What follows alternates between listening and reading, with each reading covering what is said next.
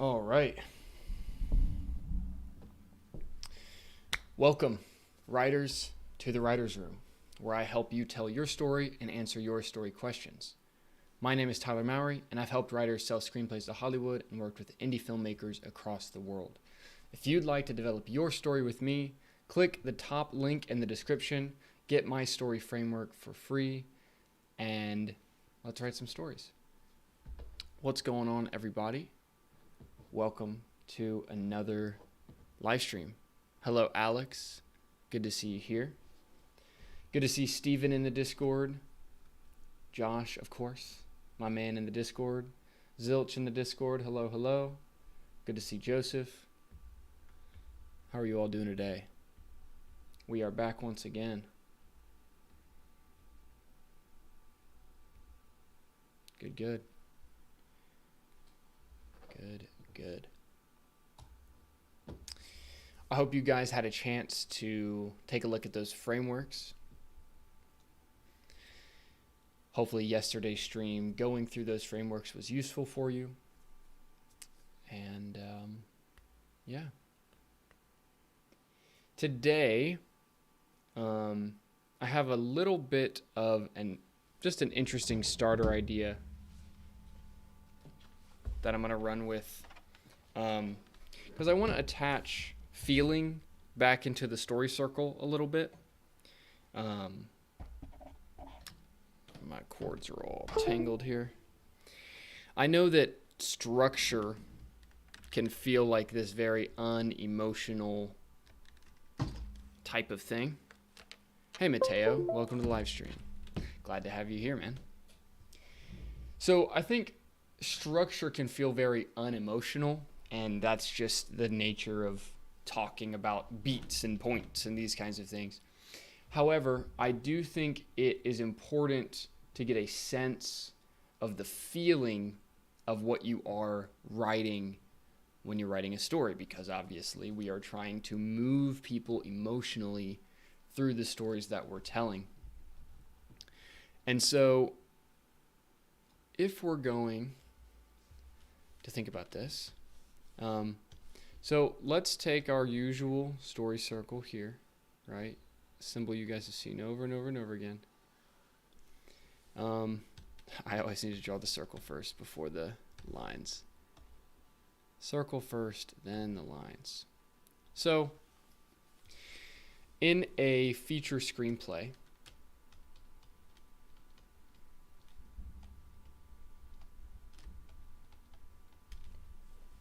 we're going to have 4 acts, right? In the framework that I show you over here, which you can get if you join the Discord.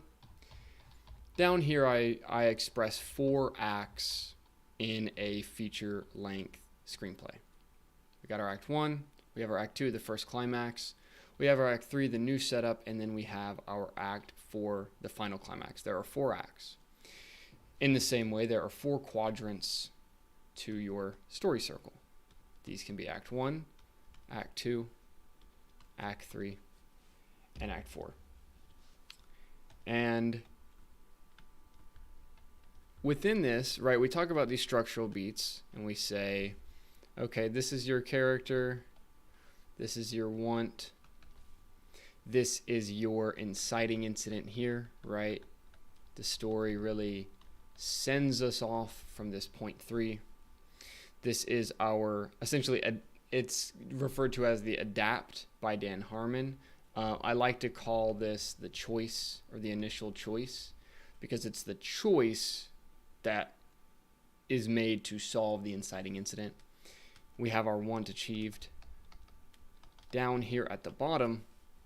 Then we have our surprise problem here. Then we have our climactic choice. Our climax happens here. And then now we have our change. We have our 8. Now, I want to add a little bit of flavor to this and emotion to this, where if you look at Dan Harmon's Channel 101 story circle, one of the things you'll notice about how he discusses the circle We'll go back to 2. Let's do 102. So you notice there's this light side, this top side, and then this dark side right here, right? The death side. So we kind of have life, death, and he also refers to psychology as conscious and unconscious. Then we have the rhythm of society, order, chaos, and so on and so forth, right? The idea is there's this darkness to this bottom side of the story circle, right? That these two quadrants are sort of dark in some way. That we have the order side up here, and we have the chaos side down here. Or we have the side of light, we have the side of darkness down here. You can also see this as the normal world up here. And then we have the adventure world down here. And so first, you kind of get this sense that these acts are where there's a lot of conflict, where there's a lot of turmoil, right? We're in the middle of the story where things get confusing. It's not quite clear who's going to come out the other side. But the best way to think about this, to add like the emotional feeling of what you can expect in your story, is that these acts, you can think of them like the 4 seasons. So Act 1 is the summer.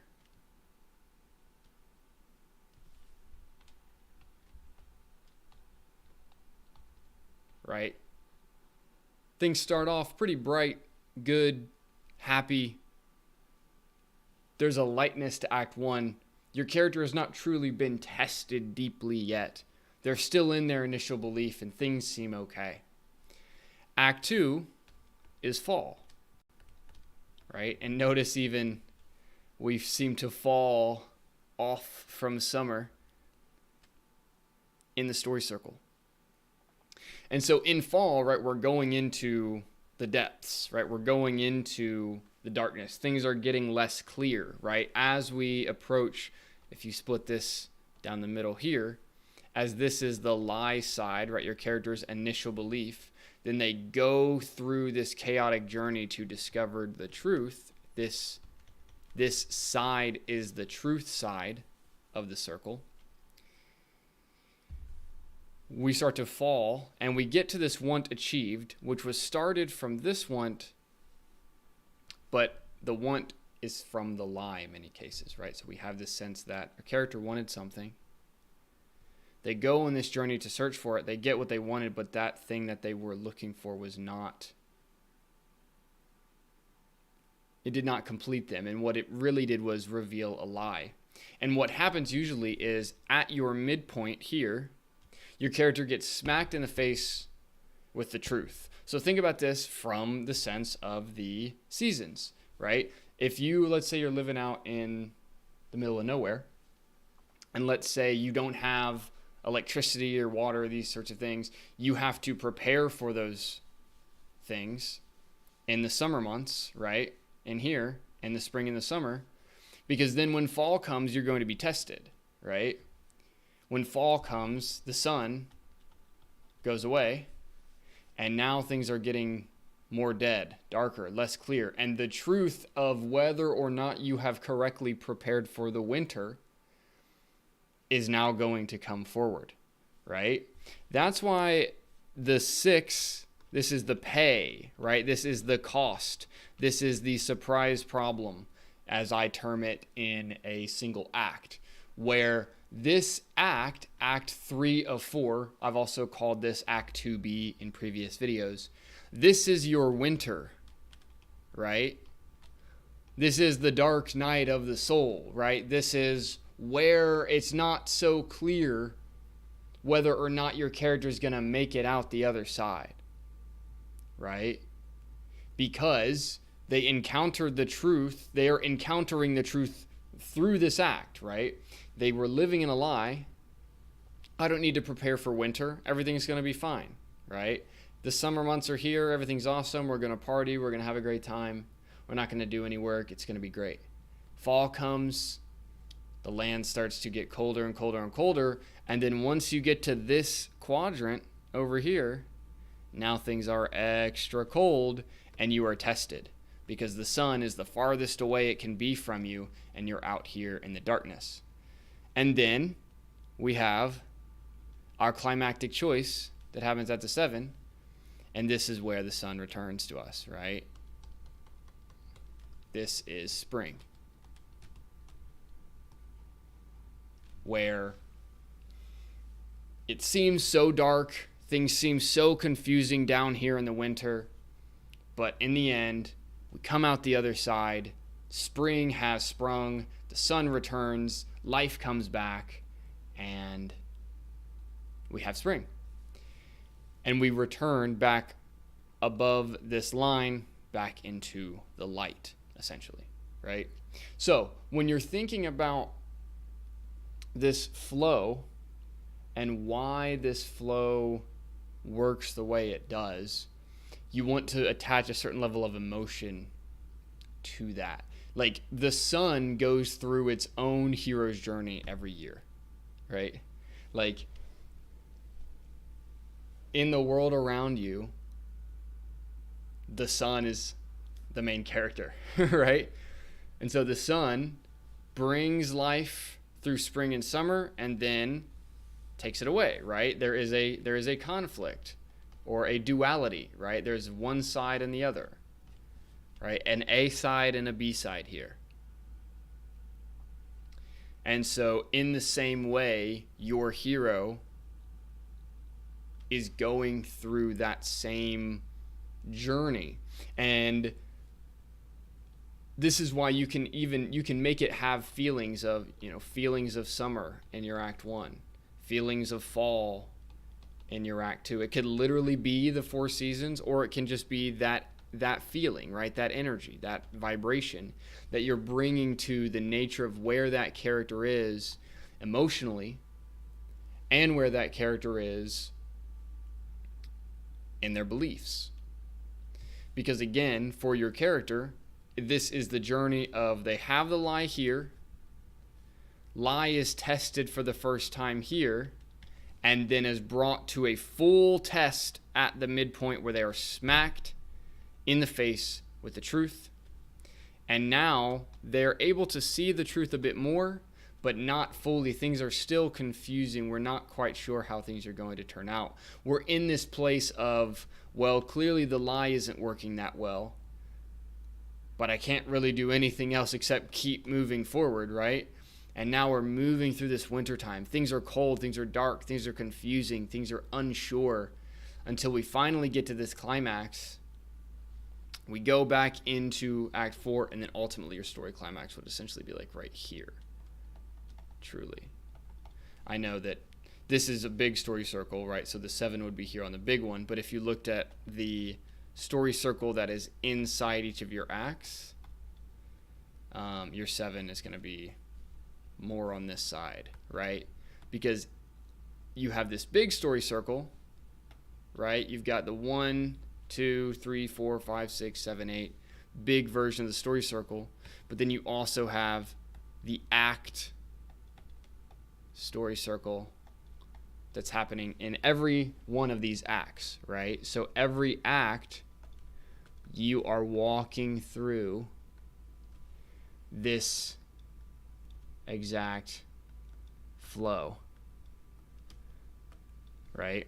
And your midpoint is actually here, right? So this 5, this big 5 that you see here, this is the 5, 6, 7 of Act 2. This is your climactic movement, the 5, 6, 7 of Act 2. And then you go from there. And so each one of these acts has its own circle within the big circle, like I show you here. We've got our full story circle. We have Act 1, we have Act 2, Act 3, and Act 4. There are 4 acts. There are not 3. We do come up the other side. We do not land in winter forever. There are 4 acts to a screenplay as there are 4 seasons. There's a reason for that, right? It's actually connected, right? Because again, I did not invent this stuff. This is how the world works. I'm just figuring it out and communicating it to you all. There we go.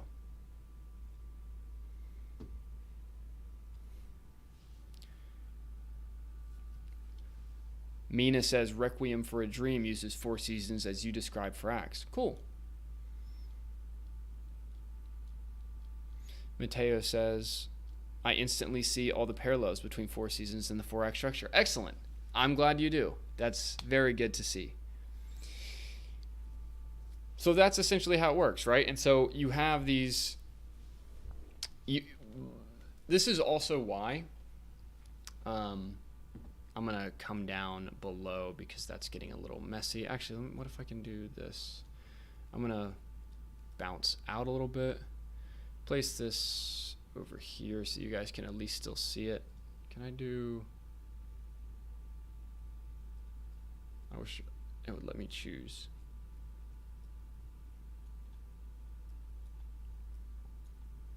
Right there. That works. So you'll notice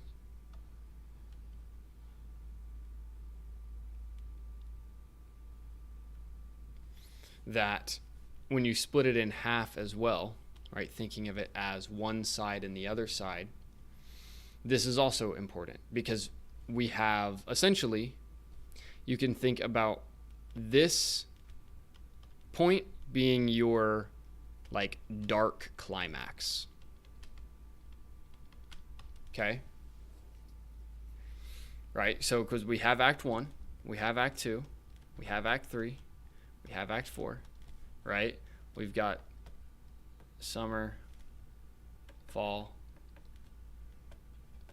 winter, spring.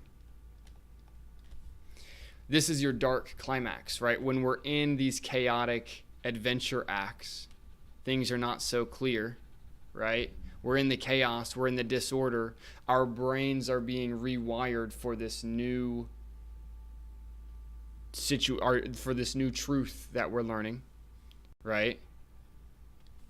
We have this dark climax, right? Essentially that the character goes as far as they can with that lie, right? So their lie, what they wanted way up here on the summer when things were good, right? We follow them all the way to the dark climax. And things don't work out. Why? Well, because things don't work out in the dead of fall and winter, right? This is the darkness. This is where things go wrong. And then we climb, and then in this darkness, after that dark climax, we go back into this new setup and dark period where it doesn't feel like as much is happening. It feels like we've lost, that things are not so clear, things are slower, things are frustrating. But then ultimately, we go back up into spring, and then if you have, like I mentioned here, where the 7 is your climactic choice, and then the 5, 6, 7 together are your climactic movement, then your good climax, right, your final climax happens up here in the light, right, at the top, right between spring and summer, right, where everything is actually good, and we finally win, and we make it all happen. Now, you can write an inverted story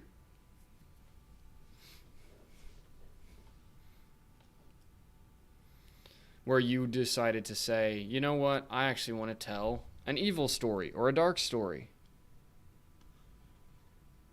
And instead of the dark being at the bottom, the dark is on the top.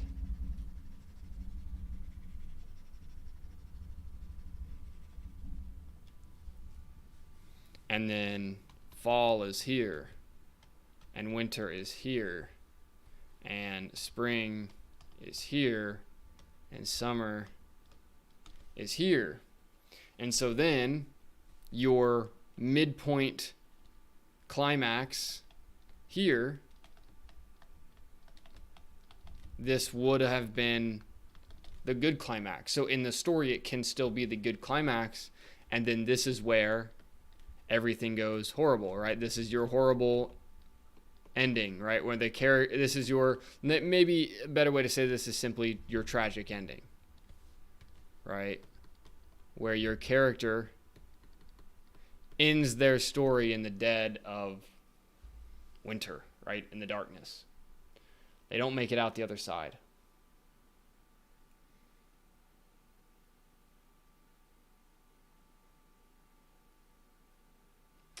Resident 1 says there are 4 acts in a screenplay because there are 4 seasons. You're just saying that, right?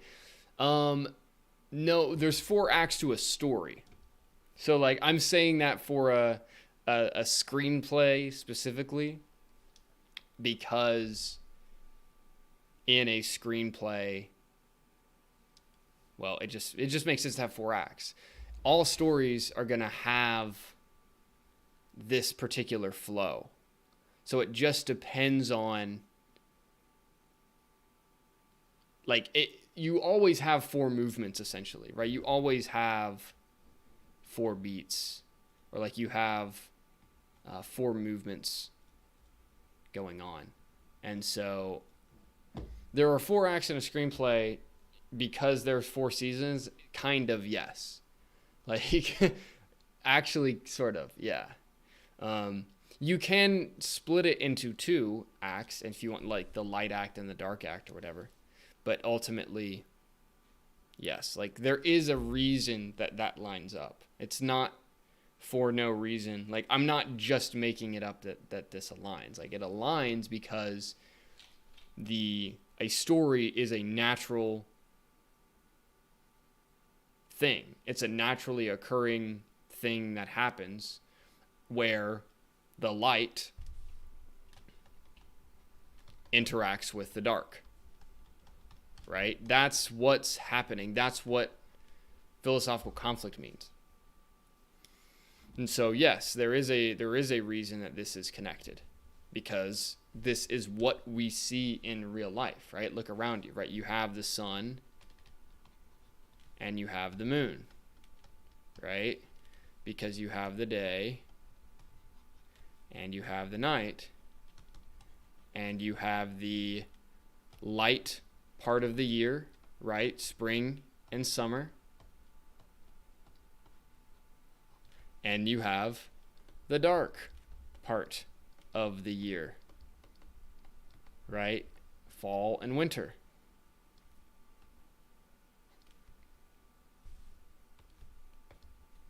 So they are actually connected, because it is like the duality, right? You have the light and you have the darkness, right? That's how it works. And so Matteo says, it makes sense to me, the fact that there are natural rhythms in nature. It makes sense that those rhythms make sense to us as humans in our stories. Absolutely correct, Matteo. Absolutely correct. There is a natural rhythm. Another way you could show the circle, because I know I show it as a circle a lot.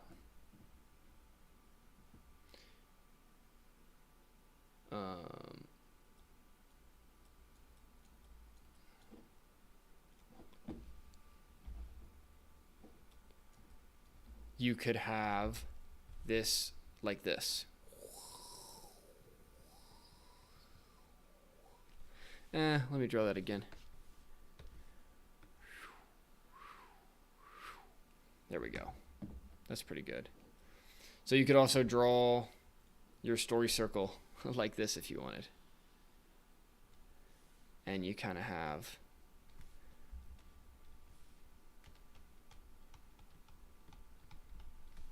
and then it kind of like goes that way. But really it would start, it would actually, for a story circle, it would actually start like this. This is actually wrong.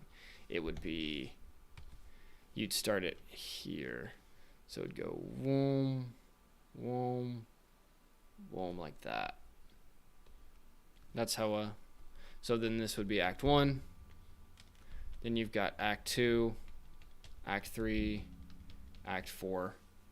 And it's the same thing, right? It's just like so that would be actually putting it on a line versus putting it in a circle. And then you have your, can I do like a paint? Does this let me like paint in here? I guess not. No, I do not want a template. Shapes, connection lines, more tools. Oh.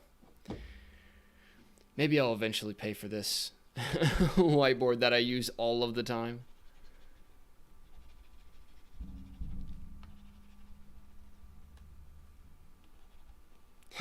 Steven said, I'll stick with the circle. Yeah, probably better to stick with the circle.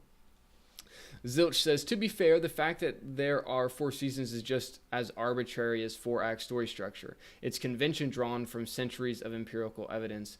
The old Indian scriptures say there are 6 seasons, e.g. I would need to see what old Indian scriptures you're referring to, but I think it's not, so you're saying it's arbitrary.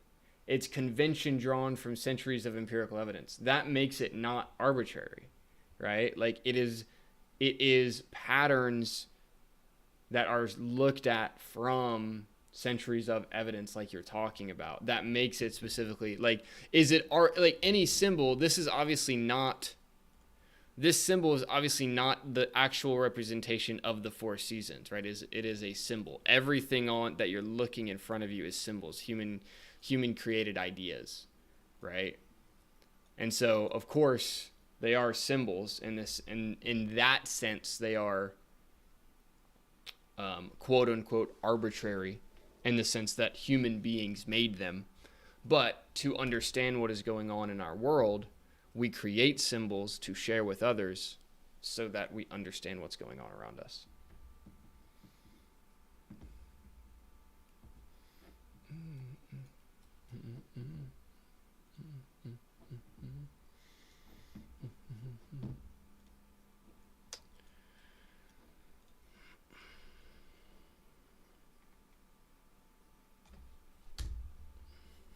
All right. You guys have questions today? I'm not seeing too many in the chat, but if you guys do have questions, definitely let me know.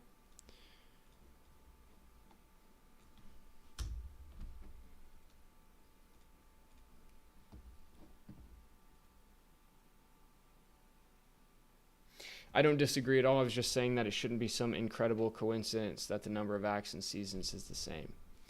It's not an incredible coincidence. It's just organic to the flow, right? If you said there were 6 seasons, like you mentioned, you would probably see whatever those additions are in the story circle as well. Like it's the same. Like there's a nature of similarity of the pattern. That's what I'm saying. So it's not just, oh, coincidentally they happen to line up. It's like they line up naturally. And your additions or your changes to how many seasons there are, you could also make those additions and changes to the story circle. They're unified in that sense. And so there's a lot of things that have that unity. And especially story is the movement of this sine waves.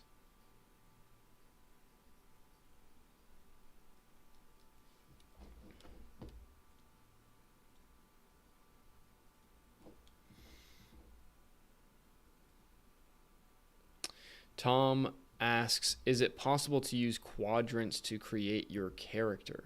Well, I discussed 4-corner opposition specifically here, and so there is some similarity with this.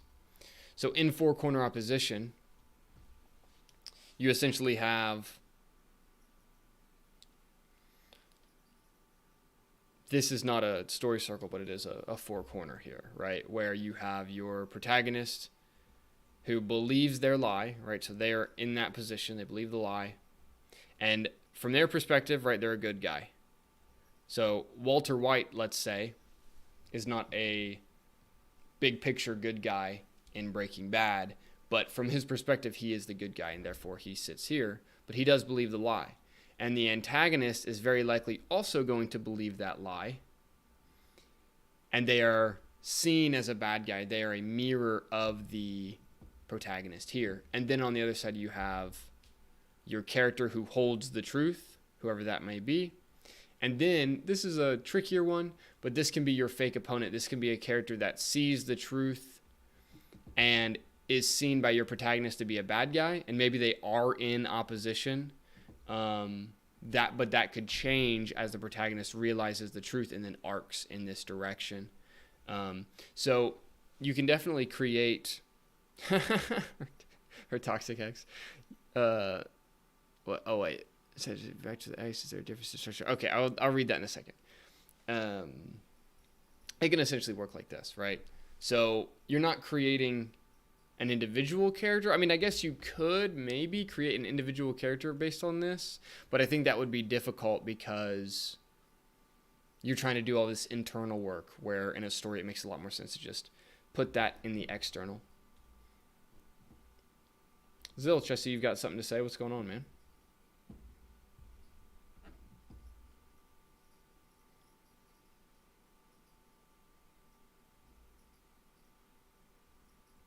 You're muted right now. I cannot hear you. Oops, my bad.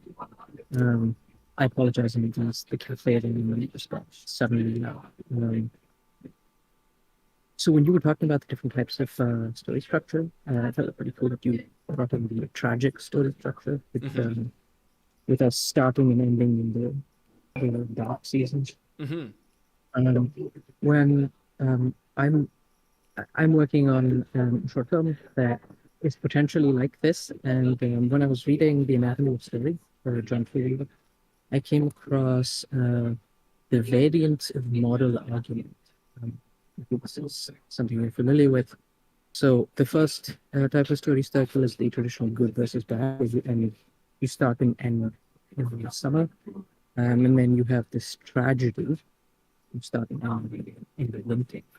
Do you have any thoughts on the third variant that John Truby proposes? It's called pathos, which is a model argument that reduces the tragic. Wait, are you familiar with this pathos?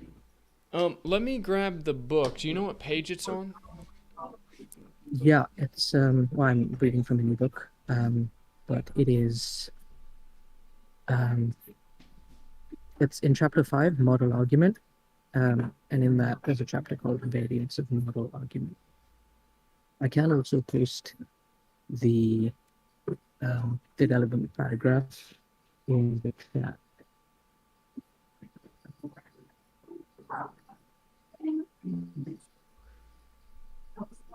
So I just posted that in chat. That probably won't help the YouTube people. Yeah. Okay, I'll look at this here. I can't find my copy of the book. Let me put this on the screen so people can see it. Mm-hmm.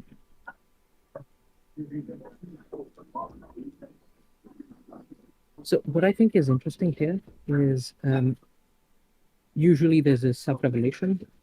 Even in the tragedy, there's supposed to be a self-revelation that happens too late, and that makes it a tragedy. In this one, he says the main character doesn't get a self-revelation at all because he isn't capable of one.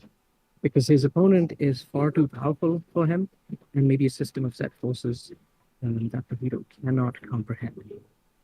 Do you have any thoughts on this? How it changes for the story structure? Sure.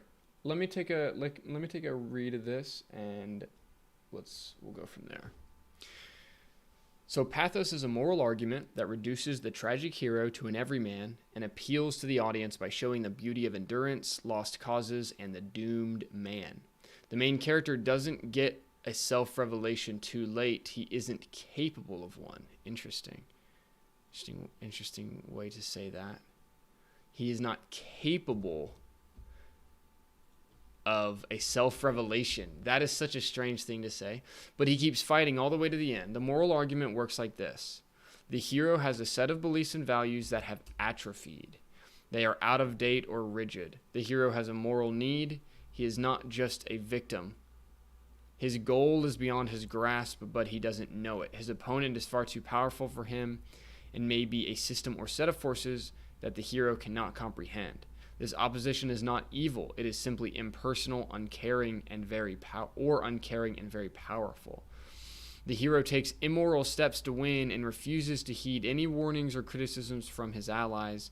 The hero fails to win the goal. The opponent wins an overwhelming victory, but the audience senses that this was not a fair fight. The hero ends in despair. He is a broken man with no self-revelation and dies of heartbreak, or, and this is what his moral decision has been reduced to, he takes his own life. The audience feels a deep sense of injustice in the world and a sadness at the death of the little man who had no idea what hit him, but they also feel a deep admiration for the beautiful failure, the good fight, and the hero's refusal to admit defeat. Interesting. Huh. It sounds a little condescending to me. Yeah, I get how it might be seen that way, but when maybe you don't remember this, but a few weeks ago I presented this story that I was working on, and I tried to go through the story circle based on what we discussed, and it seemed to make sense at that time. And I was also reading this book, and this resonates with me. Because my character is, I don't want to use the word tragic because it's not tragic according to John Truby, but I guess his word would be pathetic, in that he doesn't realize how strong an opponent it is, and so you need the audience to go, damn. And they see the opponent as the overarching system that the character is in. But he doesn't, there's no way for him to. I don't know how many how deep go into it, but yeah. Yeah, it's just something that I've been thinking about, and I thought maybe if you'd already done something, it'd be interesting. Yeah, no, I mean, I think you're right that this would be that example of the upside down sense of the story circle, where your climax is taking place in that feeling of winter, right? In that feeling of, like, you have, so probably what you would have is your midpoint would be the point where it seems like your character is really going to win. Like, the single point where it seems like things are going well for them would be that midpoint, and then you are sending them back into that climax, which ultimately is a dark climax. Yeah. Okay. Yeah, I'm sorry if that question doesn't allow too much further discussion. No, I mean, I think it's good, right? Like, I think the big thing here is in this other kind of version, right? You want to show, like, no matter which way you do it, right? Whether you are telling a story that is, like, whether you're telling a story that's going to end at the dark point or end at the light point, right? You want to make sure you tap the extreme of both sides, right? So the idea here is that because the story is this duality, right? Philosophical conflict is what? It is a duality of beliefs, right? It is truth versus lie, or one worldview clashing against another. There's always two sides. And so if we have our dark climax here and our light climax here, well, then you as the writer just get to decide which direction you want the story to go. Do you want to start the story where our character starts from up here and then goes around and hits their dark climax first, encounters the truth, and then goes back up and ultimately wins the day at the light climax? Or do you want to start it at the dark climax, where your character goes out, things are tough at the beginning for them, but oh my gosh, they're finally really working out, right? Notice how even within one side you're getting the duality, right? You're getting both sides. This is the reason why, like, if you're going to have a light climax up here, whether this is your midpoint or whether this is your climax, you're going to send that character through a dark act and a light act, and then a light act and a dark act, right? And vice versa, right? This is why you have a climax here and a climax here, which means that if we start from the top, this is a setup, and this is a climactic act, right? Because we hit that dark climax, and then this is a setup, and this is a climactic act, right? Why? Because we hit the climax of light, or the other way around, right? We start here, and then we have the initial act 1 dark setup, first climactic act, midpoint light climax. Now we're going back down. This is a tragedy, and our climax is going to take place here at the bottom. And so depending on where you want to point that end, you must, or I must, to create a strong, compelling story that is really getting the full emotional spectrum that you're wanting to take the audience on, you want to send them to the climax that is on the other side of the end. Yeah, that makes a lot of sense, actually. So you have to go the full 360 degrees of complicity, where you start on the circle so that it's a full story. Otherwise, it is incomplete. I think that's the issue that I ran into, is that I started at the traditional top of the circle and then try to squeeze my story into 3/4 of the circle, and then it felt wrong. For sure. Yeah, if I start at a different place. Yeah, cool. Yeah, I That think makes sense. perfect. Thank you. Yeah, I think you really would. So you would essentially, to have your tragedy, right? It would make the most sense for you to have your act 1 is here. And your act 1 should probably feel like, have that wintry feeling, right? Your act 1 is it's a little tougher out the door here. But then we win. Our act here is a lot lighter, right? Really seems like things are finally working for this character, right? And then ultimately come back down. So I think where they start is going to mirror where they end up. And so that's going to be on whichever side, right? So if you're up here, if they start up here in the light, they end up here in the light in the end. If you want them to have this dark climax end at the tragedy, they're probably going to start in that place of darkness as well, right? We're showing the audience even from the beginning what they can expect this story to be about, and then they come back around and they have their tragic climactic act in the dark climax, and that's the inverted hero's journey.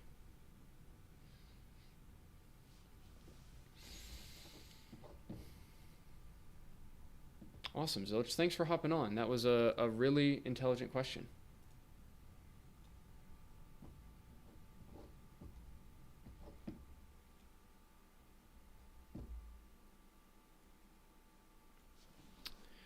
All right, there was a question I had from Gomtesh here. What if a character has a goal that is something that the audience doesn't root for?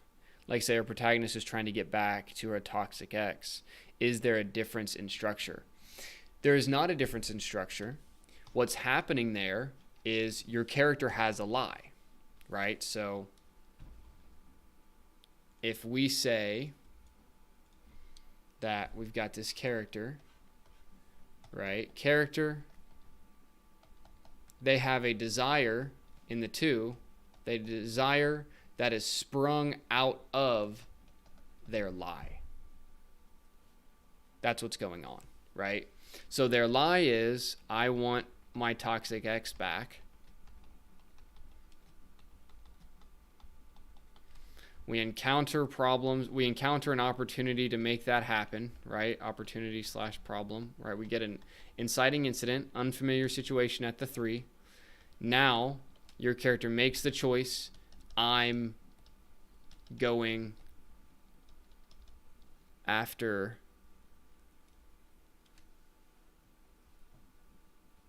my ex.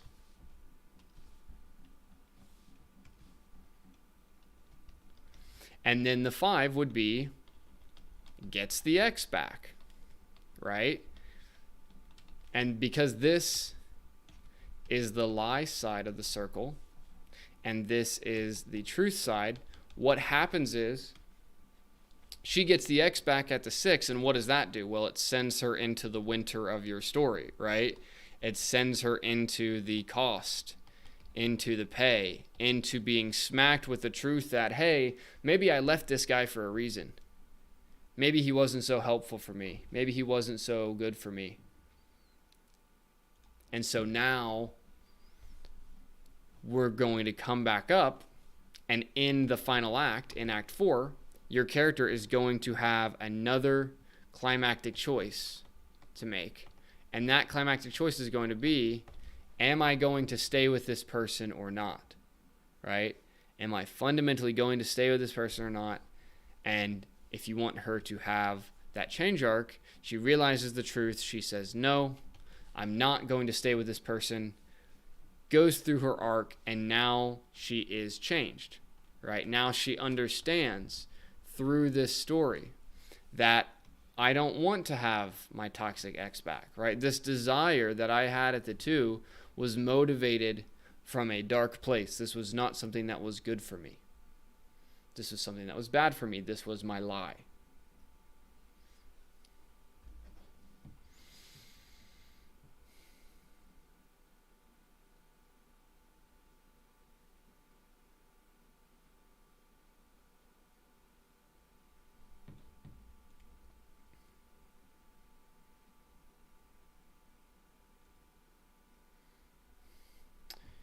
Mary says, question, to make the most dramatic arc, could the character start in the light knowing the truth and end in the dark believing the lie for a tragic ending? I really think it's half the story. If it ends up that way.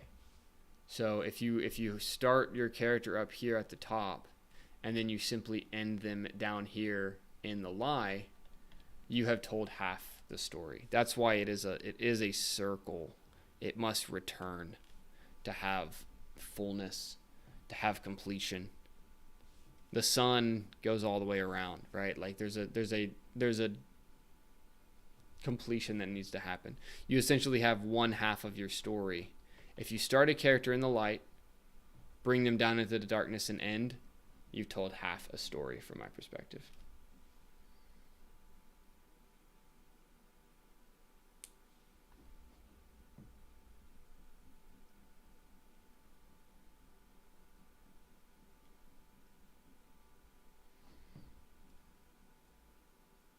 So what's interesting with Michael Corleone in The Godfather is he starts in the darkness and then he is sent off to leave the darkness, but ultimately he cannot escape it. So I would argue that Corleone starts in the darkness in the beginning, and then it is his family's pushing him away, trying to push Michael Corleone out of that darkness, but ultimately the darkness is his home. That's why he does return. He does begin in the darkness, right? The darkness is his home. He returns home. And what does he find at home? He finds that he is the only one that can pick up the mantle of the family.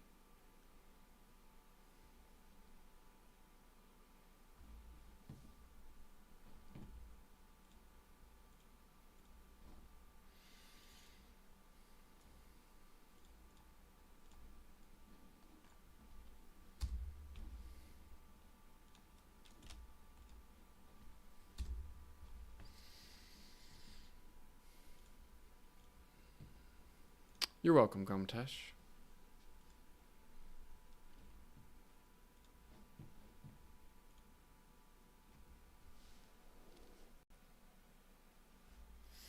Yeah, I think in the Godfather, that's what's happening. Is we have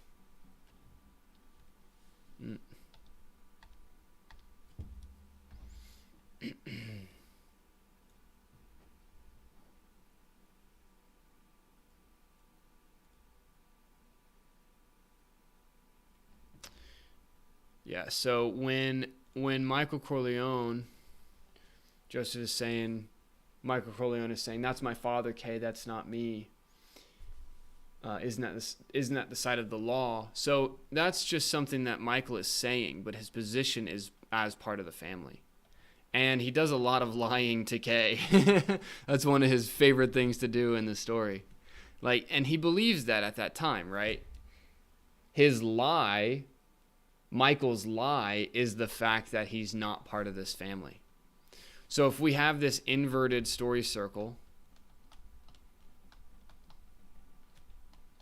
for a dark arc,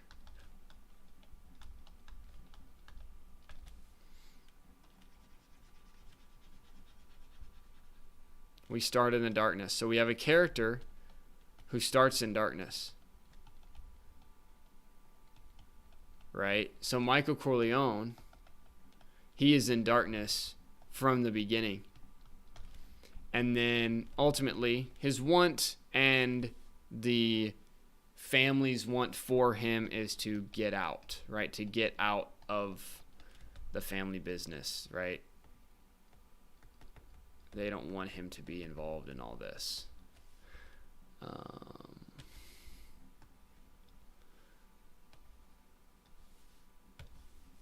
But, you know, then, so he gets sent away. Gets his new wife and life in Italy.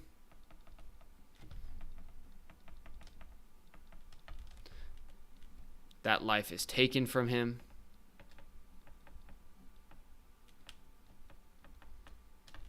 And he ultimately returns to his family.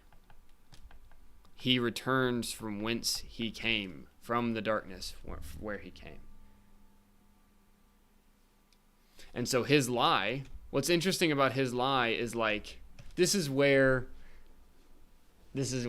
things get all murky about like how to really see clearly and like what's the character's lie versus what's the truth they need to find in all of this. I think Michael's lie is that he is different from the family, and they all go with it, right? Like they all want to believe that, like the family believes this lie together. Michael Corleone is different from the family. Michael is not going to be part of our criminal organization. He is going to be a citizen, right? A straight edge. And also, the issue too is, even with his discussions with Kay in the very beginning, he already is defending his family to Kay. He already is saying that, you know, the politicians and these people, they're just as corrupt. And there's no difference between being a mobster and being a politician, right? So he's already showing that he believes in the dark side, and there's a lot of truth in what he believes. He's already showing he is in a mob family, right? He's showing the beliefs of his mob family. He's showing this kind of dark point. And then he goes out for a moment into the light, right? And so this is the light climax for Michael Corleone.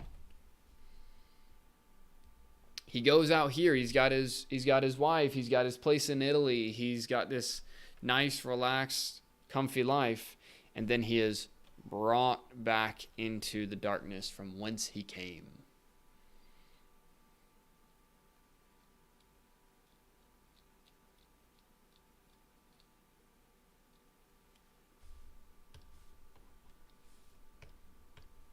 So, yeah.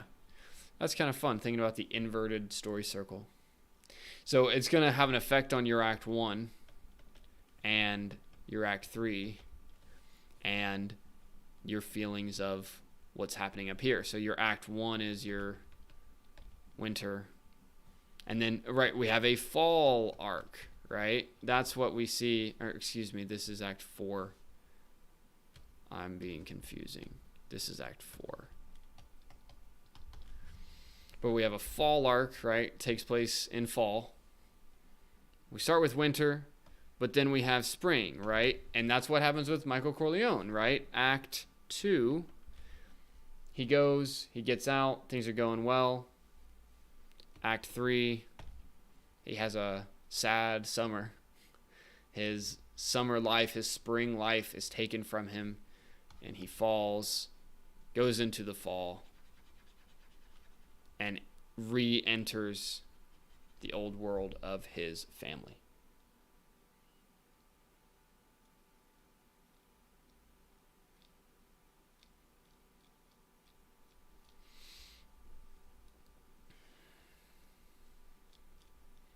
And now he realizes, hey, maybe I'm not so different from my family. That's the truth he finds. And so when his life is taken from him here, right? This is where he goes, maybe I'm not so different from my family.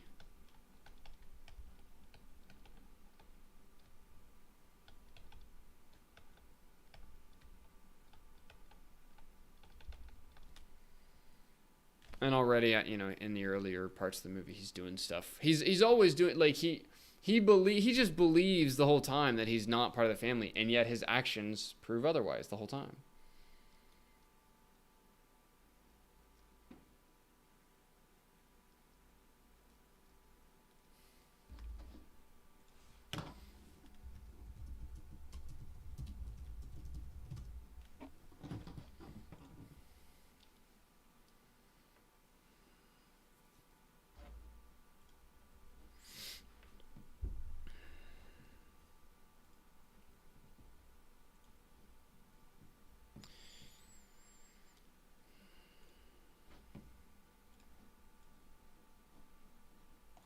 All right. I think that is a pretty decent spot to start or to stop today. I'm not seeing too many more questions in Discord or in YouTube, so probably gonna wind it down there. I think that was a good discussion though today about fall arcs and how they work and how there's this kind of inversion to the story circle when you are trying to express a fall arc, and how characters can start in that darkness and then return to it, and how there may absolutely be some legitimacy to that.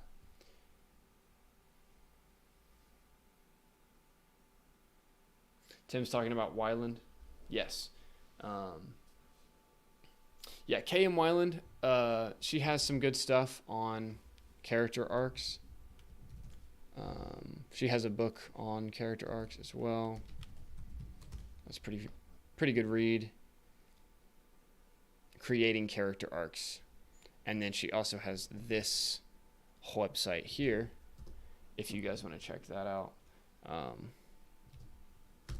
Pretty helpful stuff. And she's got some good examples too. Examples are always nice and helpful. So you guys can check that out. Cool. Hopefully this was helpful for you guys today. I will see you all tomorrow, same time, 11 a.m. See you then.